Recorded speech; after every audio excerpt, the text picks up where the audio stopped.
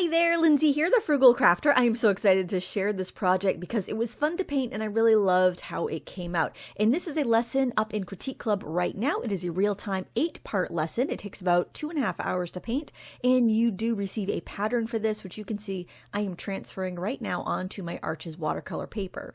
Since this is a painting that requires masking fluid, you will want to use a high-quality, durable paper, and Arches works well for this. And I also recommend the Winsor & Newton masking fluid because I've had this jar for ages and the fluid is still good. And for someone who doesn't use it that often, it's nice to have something that's not going to go bad before you get a chance to use it. So like I mentioned, this is up in Critique Club now, and Critique Club is $5 a month, and you get access to all the past tutorials and that I've been posting over the last 5 years. Plus, you can upload your artwork from feedback from me. And as a special bonus in this lesson, I've actually put a 40% off discount code for my watercolor glass class. So all Critique Club members can take advantage of that big sale on the glass class if they want to keep on painting glass after this class is done. So the masking fluid has a little bit of a yellow tint to it, so it really helps when you're putting it down on your paper just to see where it is. I recommend that you soap up your brush. You take your brush, put some like liquid soap on it before you dip it into the masking fluid, and that's going to protect it. And that way, it allows you to use a decent brush. Now, for brushes for masking fluid, I do recommend using a golden Taklon brush or a nylon brush, some synthetic that's got a bit of a spring to it. Some people like to use silicone-tipped tools. I haven't done that because, honestly, I don't use masking fluid that often, so I kind of stick with what works. But you can also take some brushes and put like a piece of tape around the end of them, so they're just masking fluid only brushes. But I don't know, I find if I soap it up first and take care of the brush, wash it immediately, then I don't have a problem ruining my brushes. That said, I wouldn't use a really expensive or natural hair brush with the masking fluid just to be on the safe side. Now if you look at the reference photo, in the reflections and shadows on the railing there, you're going to see there's some really bright highlights and then there's some less bright highlights. So I'm painting in the really bright highlights first, and then I will put a wash of watercolor down, and then I will put another layer of masking fluid. So I just kind of want to explain what's going to go on there. Now I'm using a Q-tip to put in some highlights, so the softer, rounder highlights on the tomatoes, but in hindsight, I think this would be better off done with a pencil eraser, like a round pencil eraser, because the Q-tip did not put down enough fluid. So what I'm doing here is just wetting the entire paper. I really like to do a unifying wash, so it basically helps harmonize the entire painting. And we're not using that many colors here. We're going to use 2 reds, a warm and a cool red. We're using cobalt blue, a burnt sienna, a phthalo green, and a gamboge yellow. So I mean, it's not a lot of colors. I was originally thinking I might use sap hooker's green, but then as I started mixing with the phthalo blue, I saw that phthalo green. I saw that was a much better option than using the sap green, because the colors are it's just a little bit more versatile of a color, and it gives me the vibrancy that I want. And also, I think that if you're going for more realism in your work, using a more limited palette helps, because when you look at something realistically, and I was so inspired by, I was picking tomatoes off of our hanging basket on the deck, and I put them in this little crystal dish, and I was so struck by how pretty that was just sitting on the railing in the sun that I grabbed my phone and I took a photo of it. And when you're trying to get something realistic, if you limit your colors, it's going to look more realistic, because when you have one thing in a light source in an environment, there's only going to be so many colors in that range. If you use every color you have access to, you would be depicting colors in different lighting scenarios, and it wouldn't look as natural. So that's just you can have all the colors that you want to have on your palette, but just try to limit what you're using in a single painting to 5, 6 at the most, and you'll get a more realistic look. That's if you're going for a realistic look. If you're going for something else, then by all means, you do what you want to do. But that's just that would be my advice for a realistic look. So I did put all the colors in. What I try to do on my unifying wash is get every color that I'm going to be using, every pigment, right? I get every pigment that's going to be in the painting in this wash, even if it's just a minuscule amount mixed in with something else. That's going to give us a harmony throughout the painting and really make it look classy, in my opinion. So there you can see I put a little hand soap on my little paint puck there, and I got my brush soaped up. This is actually a larger brush because I wanted to put these larger highlights in the shadow. You see they're not super bright, they're a little bit softer, and that's what I'm doing here over that initial wash. The paper's all the way dry, by the way. This has been time-lapsed 600%. The real-time tutorial, it's broken down to 8 parts, because even though this is a more complex painting than I usually do on YouTube, if you break it down, it's not any harder. So if you're a beginner and you're joining Critique Club because you want to see what's out there, you want to try different mediums, and you're thinking, oh, I think this is too hard for me, we're breaking it down into 8 easy parts. So it's not like you're expected to sit down and do this all in one go. And if you get started with it and you're like, oh, I don't know, push through and try it, because once you put masking fluid on your paper, that's another thing I want to mention about masking fluid. Once you've put masking fluid on the paper, you're kind of a race against the clock. That will be harder to remove the longer it sits on your paper. So we remove all the masking fluid after like the second layer. So it doesn't stay on your paper more than a couple of days, even if you're a slower painter. At most, that masking fluid shouldn't be on your paper more than 2 weeks. After that, it's going to get real hard to remove it. And you don't want to take the time to carefully transfer a drawing and put that masking fluid down so carefully and then not be able to remove it later. That's very frustrating. And you also want to make sure, like I mentioned before, you have a robust paper. It doesn't have to be Arches. Arches is a nice heavily sized paper. Hahnemühle has some beautiful heavily sized papers that will work. Those are the 2 that I use the most, but I know there are others out there. Some papers to avoid with masking fluid, you want to avoid like the handmade watercolor papers. Those tend to be softer and they will tear when you remove the masking fluid. Some student grade paper is going to be absolutely fine for this, for using masking fluid, but you may struggle with like the wet and wet techniques. There are good cellulose papers out there, but you just got to kind of, you got to find that balance of paper that's not so precious and expensive that you're afraid to use it, but paper that will hold up to the techniques that you want to do. So just find that balance for you. I use different papers for different things because I don't need Arches paper for everything I paint. But when I'm going to be spending more than an hour on a painting, I want a good paper that's going to hold up to that. One way that you can make a painting more interesting is having a contrast of textures. So we've got the hard, smooth glass, we've got the somewhat matte shine of the tomatoes, and then we've got the texture of the wooden railing. And by kind of dry brushing that on, I mixed up the gray with the blue and the brown, and just kind of using my flat brush, semi-dry, I could get some rough texture. And now I can go in with a liner and I can put some more lines in there. And my masking fluid is still down at this point. I'm just trying to build a little texture. I'm putting some shadow on the front edge of the railing to give a little bit of depth. And I mean, these things are very subtle, but I think little subtleties, if you just pick up on those little quirks, it really makes the painting seem a little bit more alive and a little more interesting. And that's where a good reference photo comes in, because doing things from your imagination, you might not, you could remember what a bowl of tomatoes look like, but can you remember the details of the facets of the bowl, like the reflections on the glass, the texture of the wood grain? You may be able to remember some of these if you're really familiar with painting those subjects, but to get it all together and then to have the reference photos so you can see, okay, how is the sun and the light hitting it? How is it sending that shadow across the railing? Where are the lights falling on the tomatoes? All of those different things, you can kind of imagine it up, but if you have a good reference photo where you can see it, it makes all the difference. And nowadays, where a lot of us have smartphones, we can take a photo of anything that really catches our eye, that is interesting, that we think we might want to paint someday. And then the next time we sit down to paint, if we can't think of what to paint, we can look through our camera roll and see what caught our eye at one point or another, and we can work from that. You can print out a photo to get a better look at it, or so you don't have glare from a screen. That's something that I do if I'm going to spend a long time on a painting, like I did for this.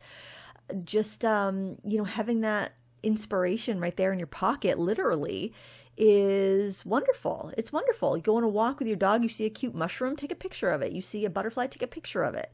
Because, who knows? Next time you're wanting to paint a little something in your sketchbook and you're sitting on the couch and you don't want to go look for a reference photo, you can look at your phone and find that photo and work from it. So anything that's going to make you paint more, is going to be good because it's going to make you practice. Now these shadows inside the bowl here on the tomatoes, I am taking the cobalt blue and mixing it with my cadmium red. Now the cadmium red has enough of an orange hue to it that when I add it with the cobalt blue, it kind of makes it more of like an eggplanty purple color, which is just the right color shadow. And it makes sense because we're reusing all the colors that we've used so far in this painting. And then it's going to just seem more natural because all the light is going to match, everything's going to agree. And that's really the beauty of working with a limited palette. Now you may be wondering why, because I don't use masking fluid very often, why would I bother using masking fluid today? There's something about glass, and I don't even know exactly what it is, but there's something about painting glass in watercolor that just looks so much more glowy when you use masking fluid and reserve the whites of your paper. And I think it's something to do with the way the light bounces off the surface of the paper through the layers of watercolor, the transparent watercolor, that really captures glass well. And if you can match the medium to the subject you're trying to paint, glass is transparent, watercolor is transparent. Using these transparent techniques really make glass sing, in my opinion. Now that doesn't mean that, oops, I missed a detail, I really want a bright white sparkle, I guess I can't use a gel pen or white gouache. No, you totally can, and that's fine. It's just having primarily transparent colors here when you're painting glass, it just works so well. It works so beautifully.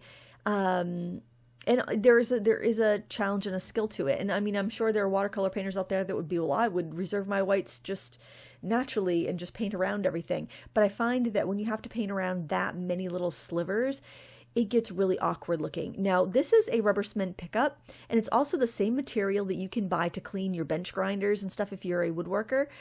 So whenever I need to clean my rubber cement pickup, I go over to my husband's bench grinder and I just clean it on that, because it does two things. It cleans his sandpaper and it cleans my my rubber cement pickup. And you can actually buy a huge stick of this at like Harbor Freight that is meant for cleaning your sanding discs and whatnot, but you can get these smaller ones at dollar stores or office supply stores. And it's basically like a dry chunk of latex. It's like what the rubber cement or what the masking fluid would be. And by the way, masking fluid does contain natural latex, and it smells horrendous. It smells like ammonia. So if you have an allergy, you may want to avoid this product. I don't know how strong of an allergy it would be, but that's just something to keep in mind.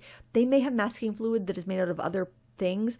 I don't know. I'm very limited in my usage. So, I mean, I'll probably never use this jar up. If it stays good for the length of time it takes me to use it up, I'll be so thrilled. I think I've had this jar for about 20 years. I'm not kidding. I hope it still lasts as long as it used to. I know they've switched to plastic bottles from glass, but man, my bottle of masking fluid doesn't even have a website on it. That's how old it is. So what I'm doing here, I have used my soft scrubber brush to soften the highlights in the tomatoes. The soft scrubber is it's a golden Taklon short-haired filbert brush that is made by Royal and Langnickel, and they make it under 3 of their lines. They have it in the Nocturna Pro line, the Zen All Media line, and the Menta watercolor line. And it is such a wonderful brush, and I highly recommend that brand because it's synthetic. It's not you need the soft scrubber though. Don't get the regular scrubber because it's too abrasive, but the soft scrubber won't damage your watercolor paper, and it is just so perfect for lifting up little highlights, and it doesn't damage you. That way you're not damaging your flat brushes or other brushes. And it's affordable. Royal and Langnickel is so affordable with those brushes. I think they're about $5. So you will thank me. You'll buy that brush and you will thank me. Another brush that I don't know if you can get anymore, but if you used to paint, like do toll painting, if you have a Maxine's mop, like a number 4 Maxine's mop, or maybe it's a small or medium, that also works well. That is actually a hog bristle brush, but it is soft enough that it doesn't damage your paper. But you want to avoid those stiff, white bristled, like fabric painting brush type scrubbers. Those will just pill up your paper, even arches. It will damage arches. It's so rough. So, just make sure you have something that's going to be gentle. And that's that. I will use that brush in almost every painting I do because it's so handy to have that little bit of soft highlighting effect. Yeah, it's such a great brush, and it's very resilient. I don't think you'll have to rebuy it because it should last you pretty well. So what I'm doing here is I'm just picking away. I'm looking at my reference photo. I'm seeing where am I seeing reflections in the glass. And the important thing in the glass painting, when you're painting around these reflections, is to use paint on dry paper and use the tip of your brush and use crisp strokes. You want hard edges on the glass, and then you want softer gradients on the tomatoes. You want to have that contrast of texture. You want the contrast of texture in the wood. You want to have 3 distinct textures there. Now here I'm adding another shadow over that ledge because the highlights are way too bright.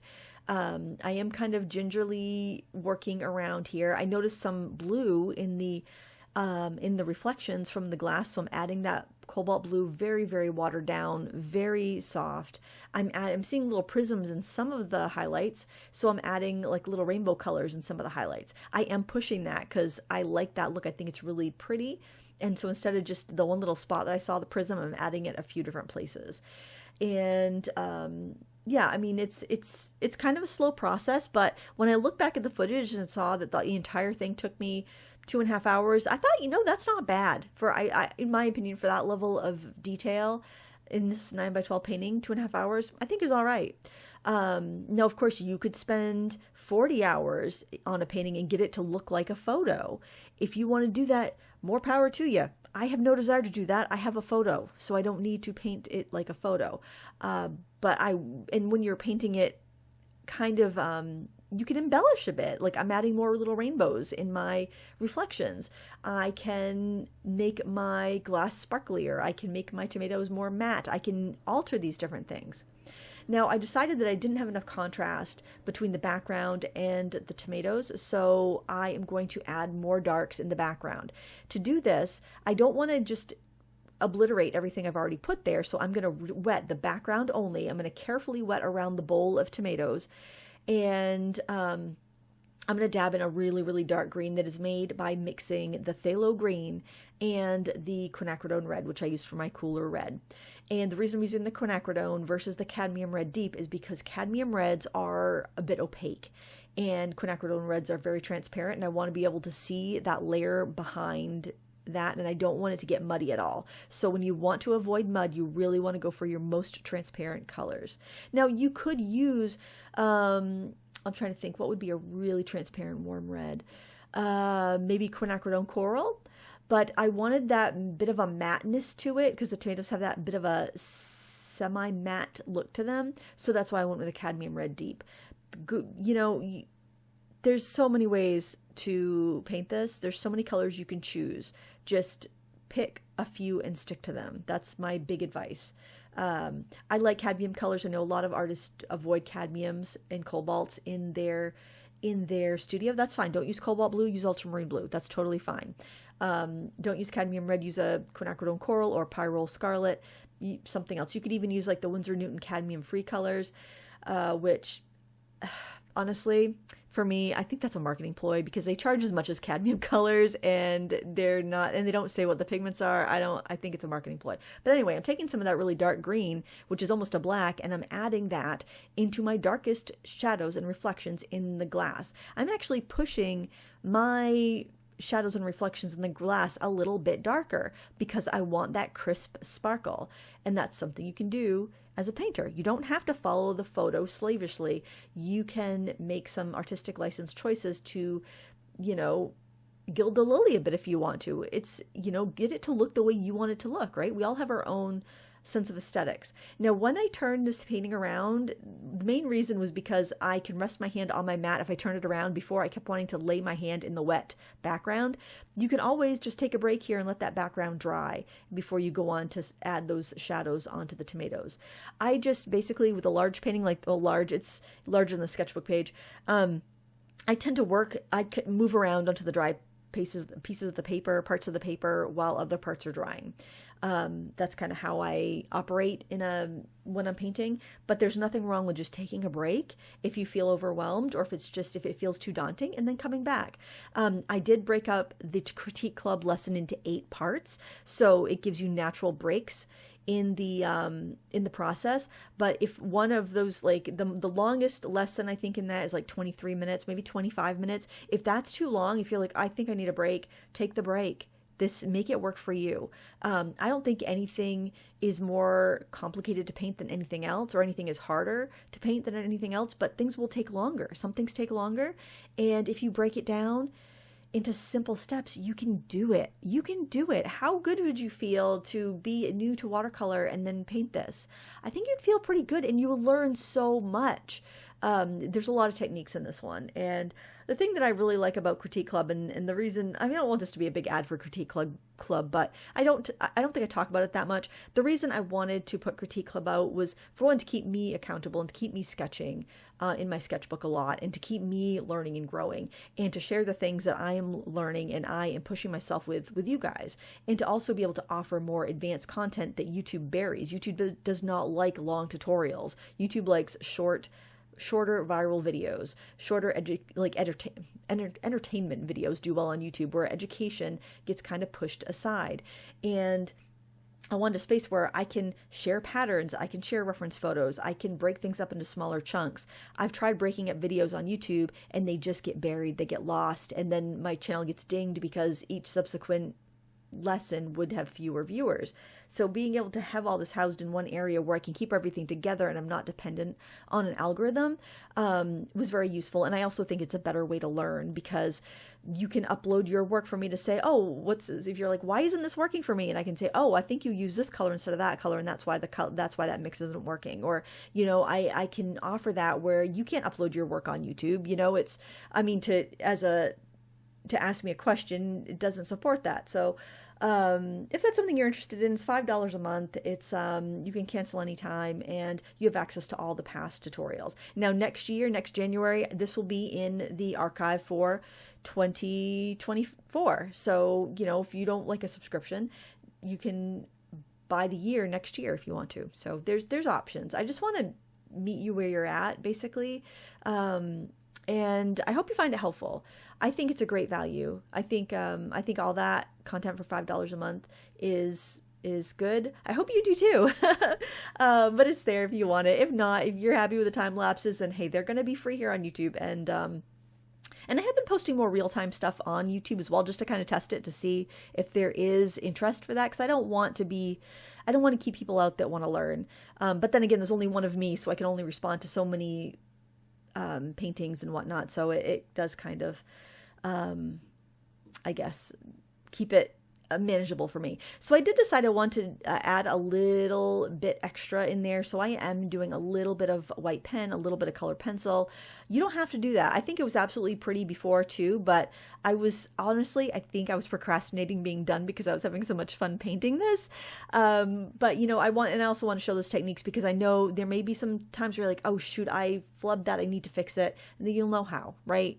I never believe you hurt yourself by giving your students more options. So there you can see the finished painting. I just love how it came out. And I think I'm going to frame that and hang it in my kitchen because, it will remind me of summer, and summer's my favorite season. So if you'd like the real-time version of this, click the link in the video description for Critique Club. If you're in Critique Club already, it's up, it's ready for you. And there's a discount to my watercolor glass class in this lesson in Critique Club. So you can take advantage of that too. Thank you so much for watching. Please give me a thumbs up if you enjoy these videos. Until next time, happy crafting. Bye.